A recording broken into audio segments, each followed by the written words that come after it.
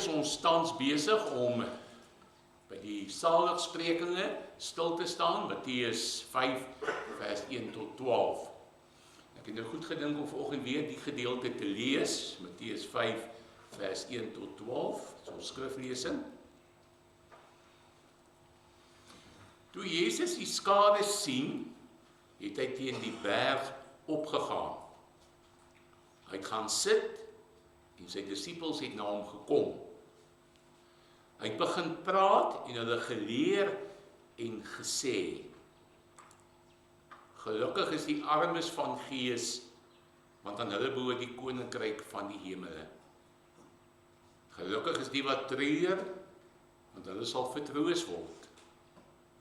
Gelukkig is die sagmoediges, want hulle sal die aarde erf.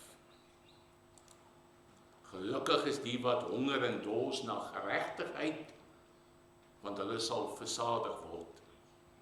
Gelukkig is die barmhartiges, want hulle sal barmhartigheid ontvang. Gelukkig is die wat suiwer van hart is, want hulle sal God sien. Gelukkig is die vredemakers, want hulle sal kinders van God genoem word. Gelukkig is die wat vervolg word ter wille van geregtigheid, want aan hulle behoort die koninkryk van die hemele.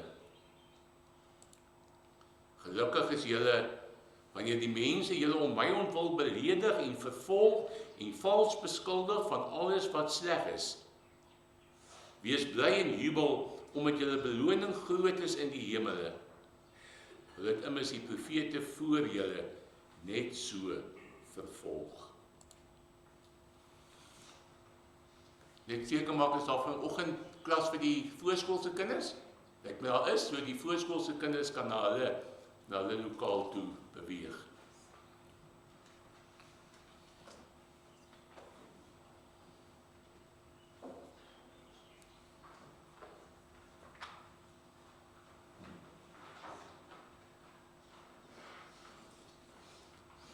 Ons fokusvers met die oog op die preek is Matteus 5 vers 8.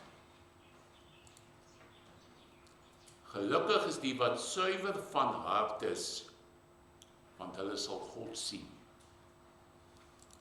Die tema van die preek is dan: gelukkig is die wat rein hart het.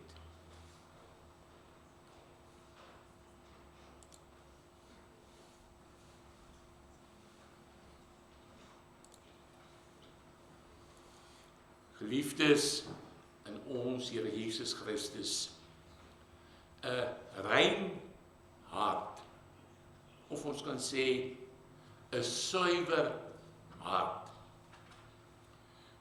Dit is wat 'n burger in die koninkryk van die hemel het.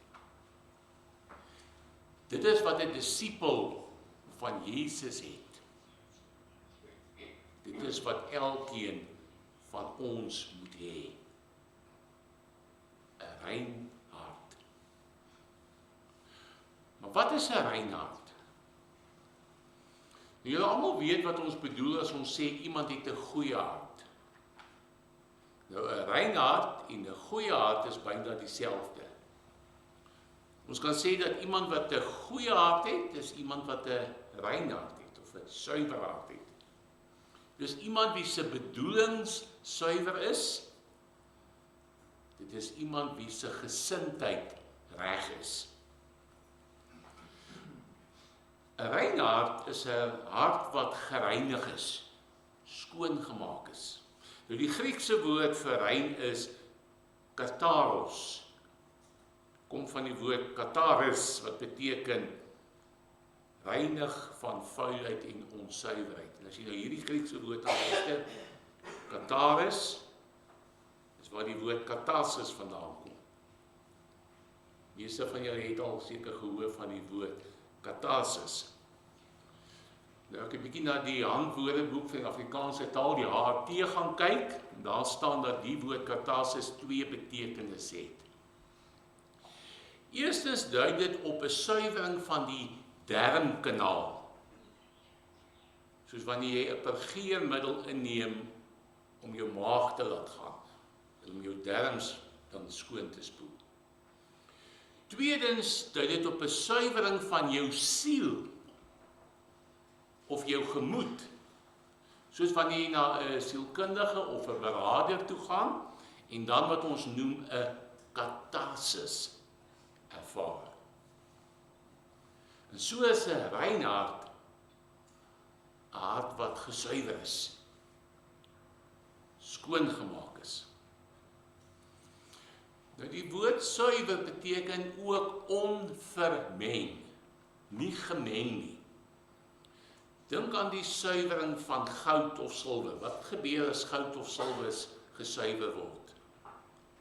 Dit word gesuiwer van dit wat nie goud is nie, dit wat nie suiwer silwer is nie. So dit nie meer gemeng is met hierdie onsuiverhede nie. Dis nou onvermengde goud of silwer. Of dink aan koring wat gesuiwer word van die kaf, wanneer die kaf van die koring geskei word. So die kaf een kant, die koring ander kant. So die koring nie meer met die kaf vermeng is nie. Onvermeng. En so is 'n suiwer hart, 'n rein hart, 'n hart wat onvermeng is. Dis nie meer gemeng met iets anders nie. Dit is volkome aan God toegewy. Dis 'n hart net vir God. Nie 'n dubbelhartige hart wat gemeng is dat dit vir God is en nog vir een of ander God of afgod nie. 'n Suiwer hart, 'n rein hart, dien net vir God. Dit dien nie God plus nog 'n ander God of 'n afgod nie.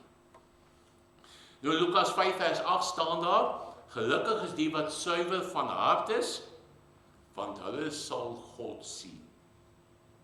Ons gaan nou vanoggend in die preek hierna kyk, aan die hand van 3 hoofpunte.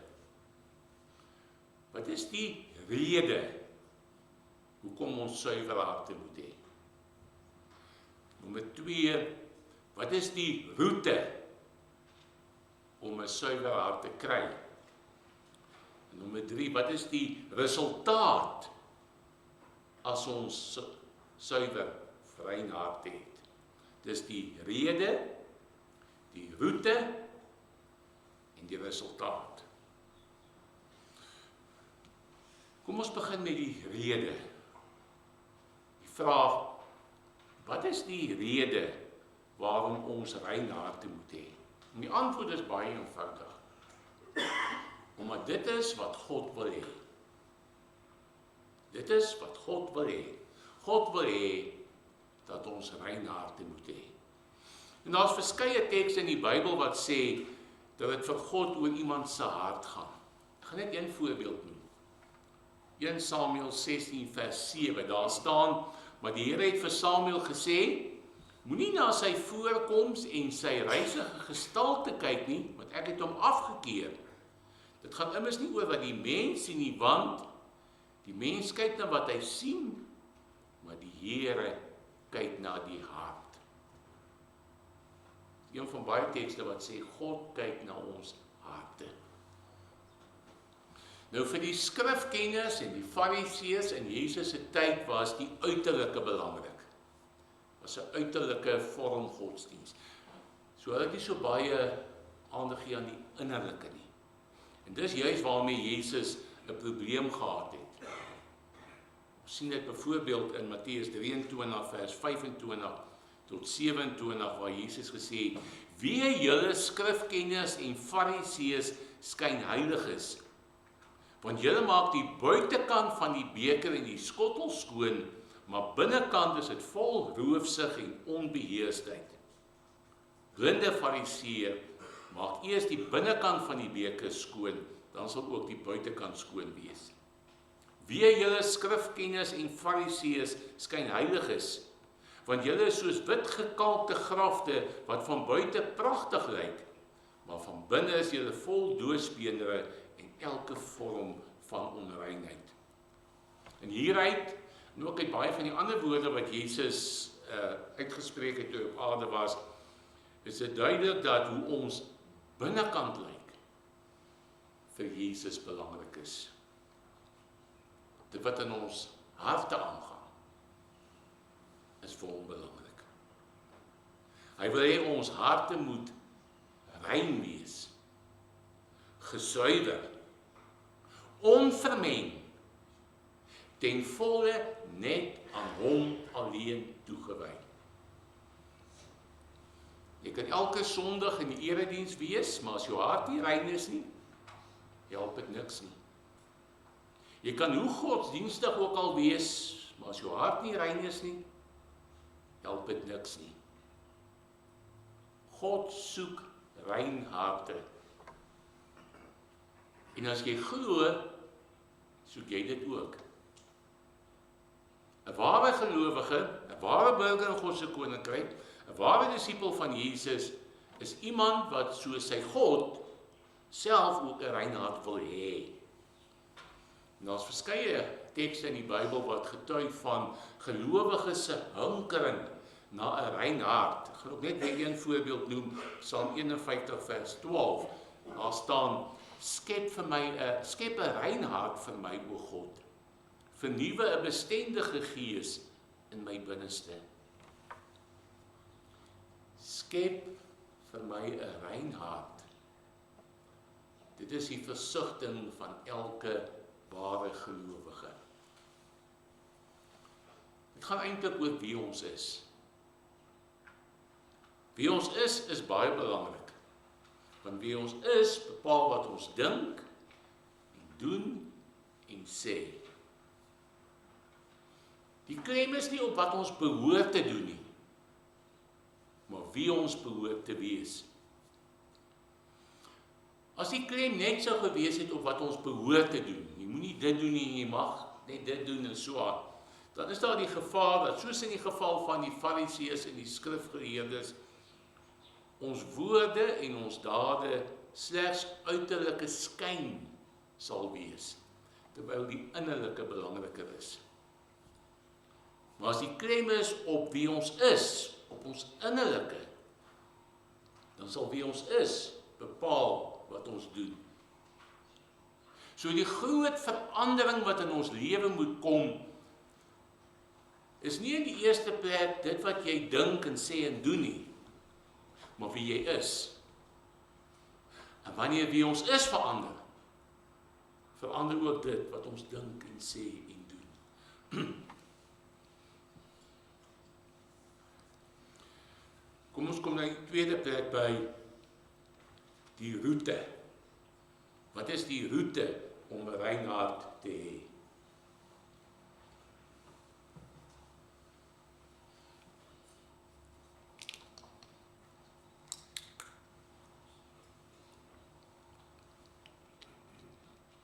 Of anders gevra, hoe kry ons rein harte?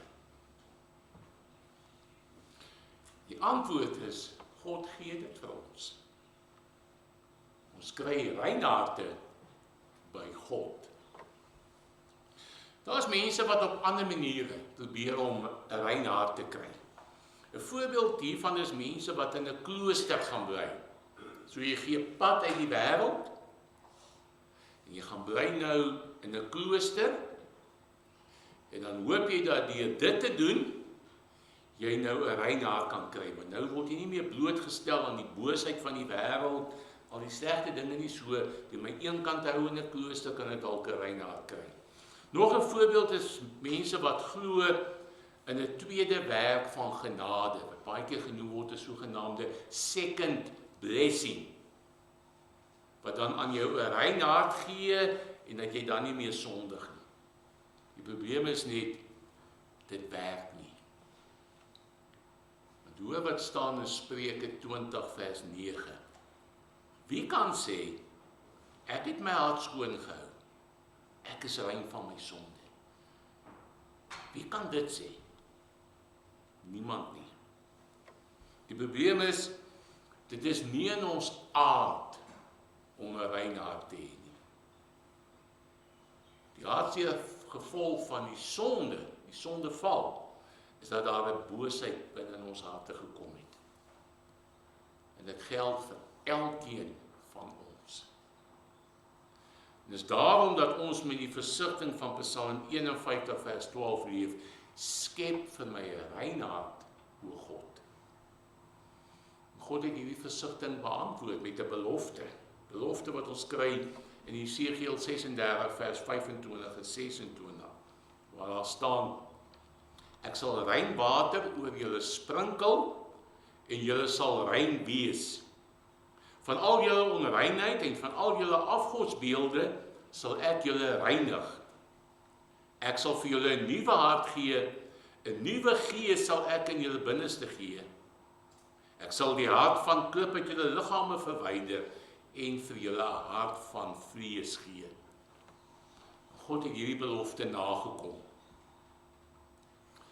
Hy het dit nagekom toe hy sy Heilige Gees gegee het om in ons te kom woon, om aan ons rein harte te gee. Maar voordat hy dit gedoen het, om sy Gees aan ons te gee, om vir ons rein harte te gee, het hy eers deur sy Seun, ons Here Jesus Christus, alles wat verhinder het, dat die Gees in ons kan kom woon, weggeneem. En wat het alles verhinder, dat God deur sy Gees in ons kon woon? Ons skuld en ons onreinheid vanweë ons sonde. Ons sonde het veroorsaak dat ons skuldig voor God is.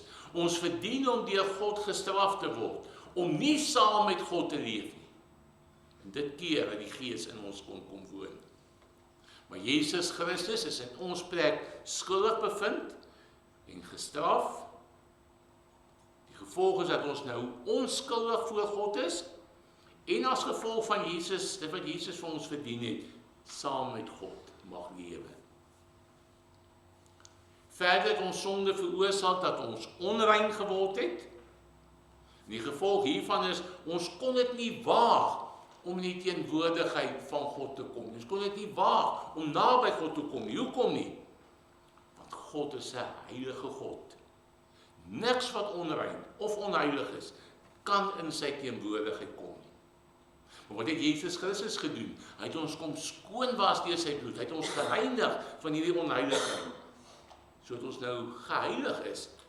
En die gevolg is, God kan nou deur sy Gees in ons kom woon. En hoe kry ons hieraan deel? Hoe ontvang ons hierdie wonderlike reiniging deur die Gees wat in ons woon, omdat Jesus alles wat keer dat dit kan gebeur, weggevat het? Die antwoord is deur te glo. Glo, geloof. Glo in wat God deur Jesus Christus en deur sy Heilige Gees vir jou gedoen het en wat hy steeds doen. Hou hieraan vas en leef hieruit. Bid hiervoor. Dit is die roete na 'n rein hart. En kom ons kyk nou in die derde plek na die resultaat. Wat is die resultaat as ons rein hart het? Die antwoord is, ons sal God sien. Ons sal God sien. Dit is wat Matteus 5 vers 8 sê. Daar staan, gelukkig is die wat suiwer van hart is, want hulle sal God sien. En wat beteken dit om God te sien? Dit ons almal weet, dis nie om God fisies met hierdie fisiese oë te sien nie, maar om God geestelik te sien. Dit is om hom te sien in sy werke. En dan gaan ek maar net een voorbeeld noem, die voorbeeld van Job. Ons almal ken hopelik Job se geskiedenis van die Satan wat na die Here toe gekom het en vir die Here gesê, Job dien die Here net om, het met hom goed gaan, toe die Here gesê, hy kan hom maar toets en hy baie beproewing deurgemaak en dan die hele boek Job oor sy worsteling en dan aan die einde hoe hy ook weer rustigheid vind nadat God met hom gepraat het.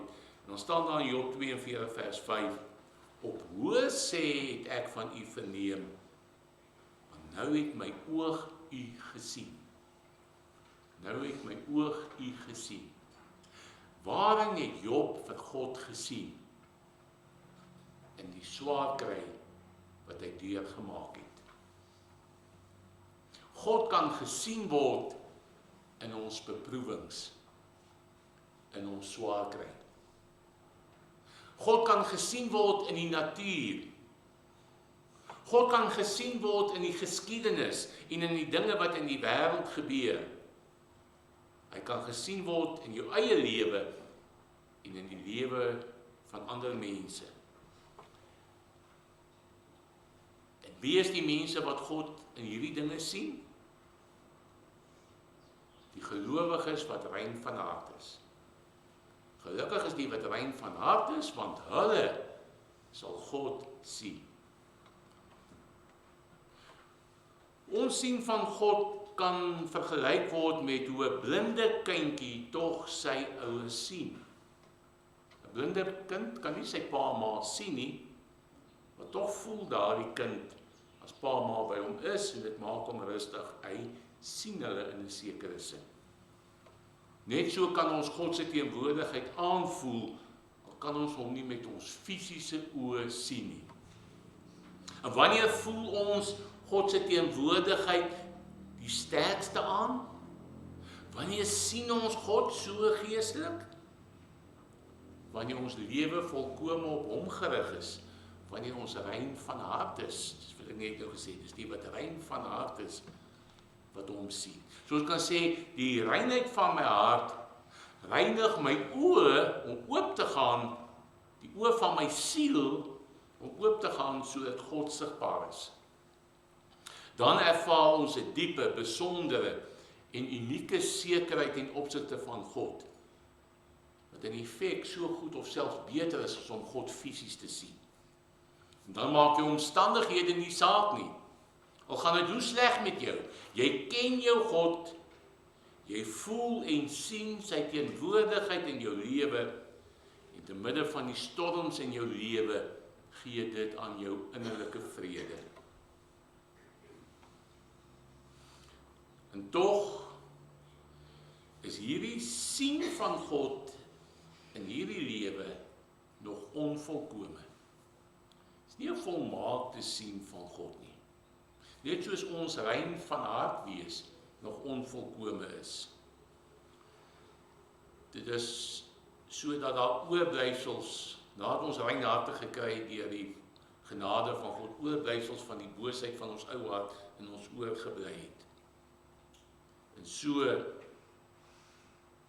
is ons sien van God ook nog onvolkome, het sal eendag volkome wees. En daarom, nou sien ons 'n geheimenisvolle beeld soos in 'n spieël.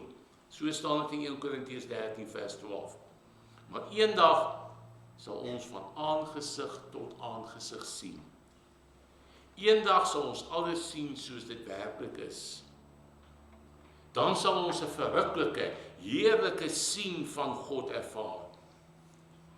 Ons sal hom sien en hy sal ons nie voor sy aangesig wegjaag nie. Hoor wat staan in 1 Johannes 3 vers 2. Geliefdes, nou is ons kinders van God, maar dit is nog nie geopenbaar wat ons sal wees nie.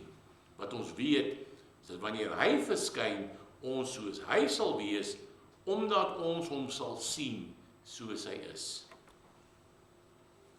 Ek sluit af. In die koninkryk van die hemele kry mense rein harte.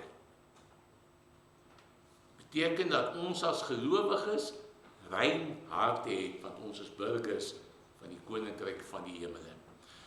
Tog het ons dit nie volkome nie. Soos ek net nou gesê het, daar is nog oorblyfsels van ons ou hart, wat hartvol boosheid is binne in ons. En daarom moet ons aanhou terugkeer na God toe, terwyl ons bid, dat God aan ons rein harte sal gee. Amen.